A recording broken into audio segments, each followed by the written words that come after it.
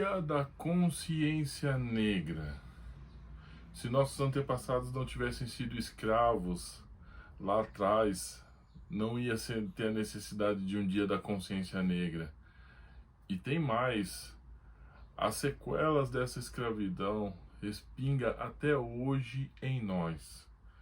Somos netos de seres humanos que foram escravizados, não o contrário disso.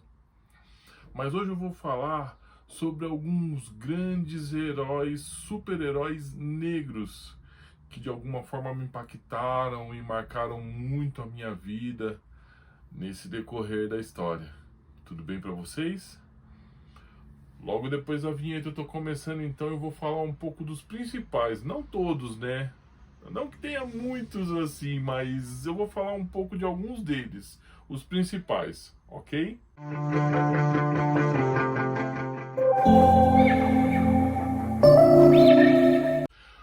Fala pessoal, tudo bem?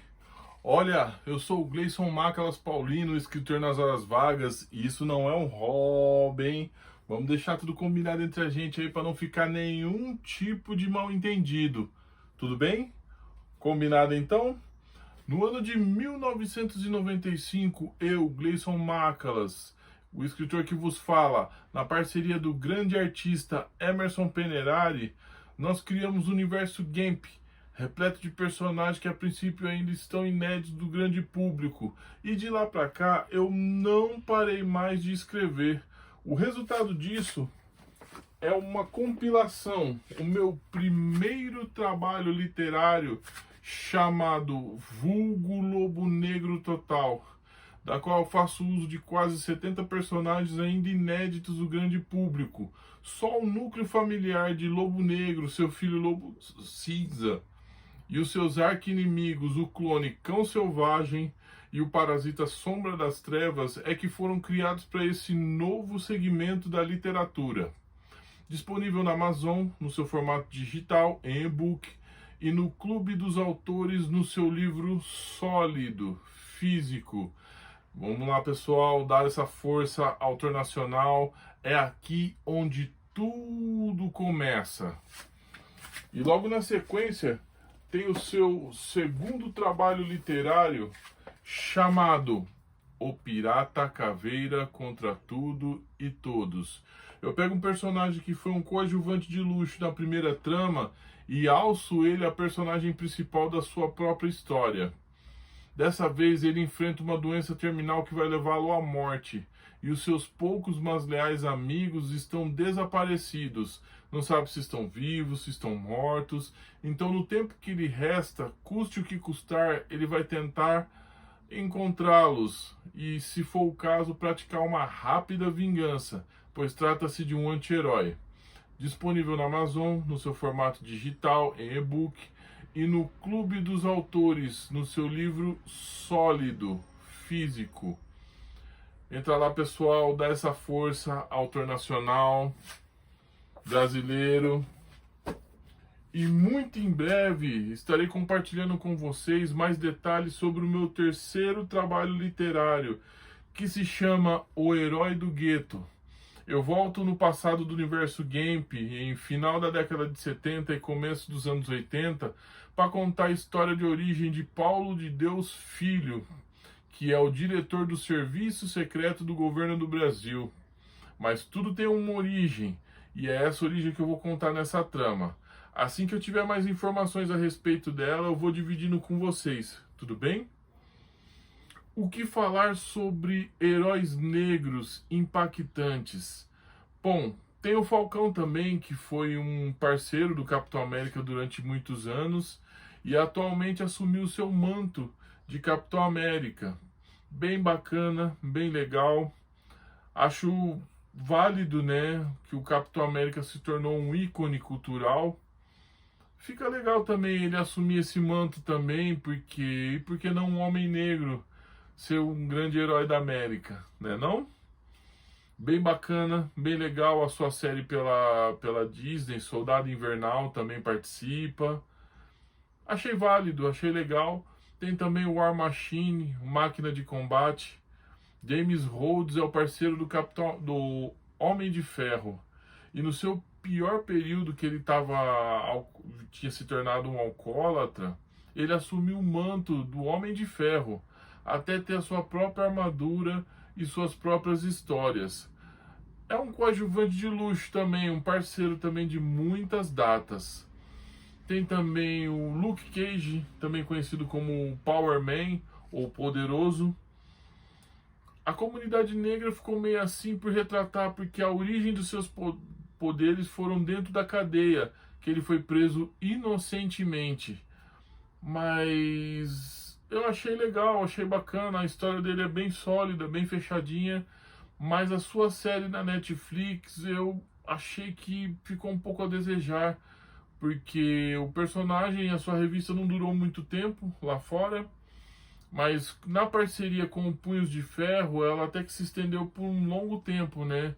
E estreando com Chris Claremont escrevendo suas histórias e John Byrne, deu aquela riqueza pro personagem, muita trama, para um personagem que já lutou com o próprio Hulk.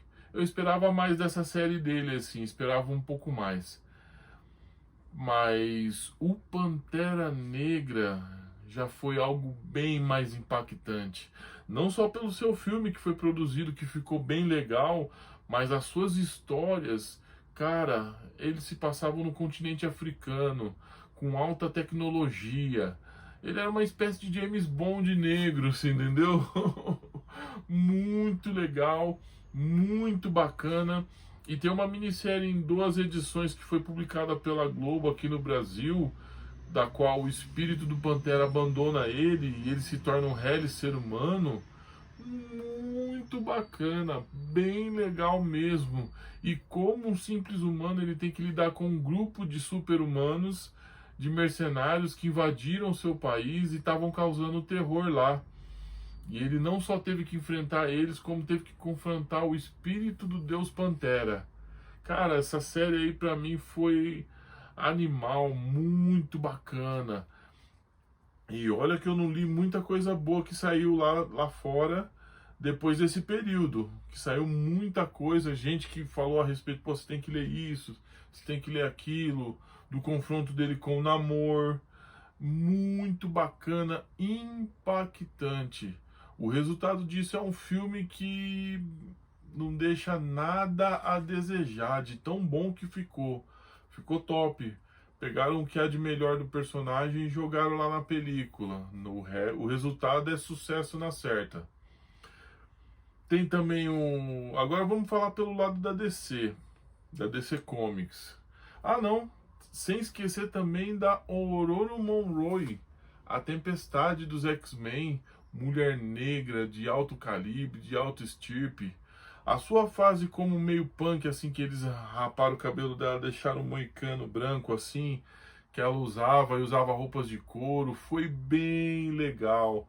Ela chegou a perder os seus poderes por causa de uma arma criada para lidar com a vampira, e ela entrou na frente e acabou ficando sem os seus poderes. Foi aí onde ela conheceu o Forge e teve um enlace com ele, um romance. Mas eu confesso que eu torci muito para ela ter dado certo com o Pantera Negra. Que casalzão da hora, o Pantera Negra e a Tempestade. Torci muito para dar certo esse casamento. Que em meio à Guerra Civil parou tudo, parou uma Guerra Civil para eles poderem se casar. Bem bacana, bem legal, personagem riquíssima. Quando ela assumiu a liderança dos Morlocks também, enfrentando a Callisto no mano a mano, sem usar os seus poderes. E teve uma vez também que ela enfrentou o Ciclope e venceu o Ciclope, ganhando a liderança da equipe. A Tempestade mostrou para quem que veio. Sem falar que os seus poderes baseiam não só na criação de tempestade, como eletricidade. Raios elétricos ela dispara, vento, pode voar. É bem bacana, bem legal os seus poderes. Seus poderes são diferenciados. E tem também o Raio Negro. O primeiro contato com o Raio Negro foi a sua versão da Liga da Justiça do desenho animado, Vulcão Negro. E esse Vulcão Negro, cara, foi porque o criador do Raio Negro não quis disponibilizar o seu personagem para fazer parte da Liga da Justiça. Então, devido a isso, eles criaram uma versão, né? A própria DC criou essa versão e eles lutaram anos na justiça por royalties, direitos autorais do personagem. Tanto é que o personagem só aparecia na equipe Renegados, porque ele solo ele ficou anos sem aparecer. Teve a sua série live action que foi feita, eu confesso que eu assisti. As duas primeiras temporadas me agradou bastante. Inimigos, você vê todo um universo negro que fazia parte das histórias do Raio Negro, bem bacana, bem legal. Acho que tem até a quarta temporada também, mas foi uma série bem bacana que me impactou bastante por ser uma série de super-herói e justamente um super-herói negro fazendo ela.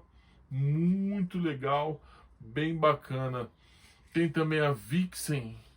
A Vixen fez parte da Liga da Justiça, uma Liga da Justiça que foi quase toda eliminada pelo Professor Ivo.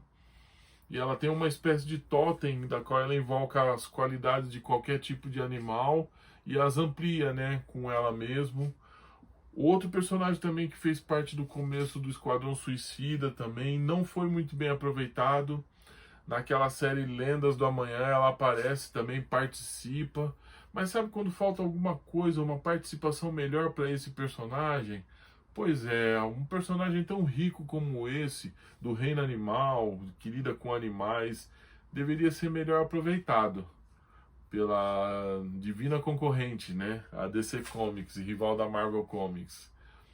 Tem também os personagens da Milestone, né?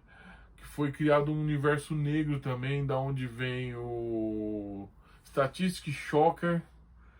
Que, cara, aquele desenho animado era animal, muito bem feito. Uma pegada meio adolescente, meio escola. Muito legal. Tanto é que foi o desenho que catapultou o personagem, né? Mas não é só eles que vêm dessa Middlestone. Tem também o Ícone, que é um personagem que eu gostaria muito de trabalhar com ele. Eu acho que ninguém ainda explorou o seu potencial, que ele tem um potencial, uma espécie de Superman negro, né? Um herói negro assim de grandes poderes, né? De alto nível, muito pouco explorado. Tem também o Hardware. O Hardware é uma espécie de homem de ferro do gueto, né? Tem ele, tem a parceira dele. Mas assim, são histórias que eu li por cima, li muito pouco a respeito. Eu gostaria de trabalhar com esses personagens, porque até hoje eu não vi nada sendo publicado com eles com muita relevância. Mas são personagens bacanas. E a nível de Brasil, o que temos a dizer? Besouro neles. Besouro é um capoeirista brasileiro que teve o seu filme retratado aqui no Brasil. Muito bacana, muito legal. E toda a roda de capoeira canta uma música que é lembrado dele, que é da sua época. Baseado numa história real. Besouro era um capoeirista que a turma falava que ele chegava até a voar de tão rápido que ele era. Exímio lutador. É baseado numa lenda, numa história que aconteceu mesmo aqui no tempo da escravidão. Ele se rebelou pelos escravos da sua época. Tem um filme brasileiro que eu gosto muito desse filme.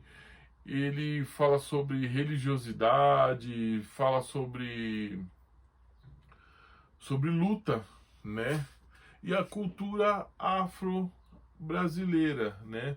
Que agora não tem como dizer que é só africana, né? Essas coisas já fazem parte do nosso dia a dia, do nosso cotidiano brasileiro.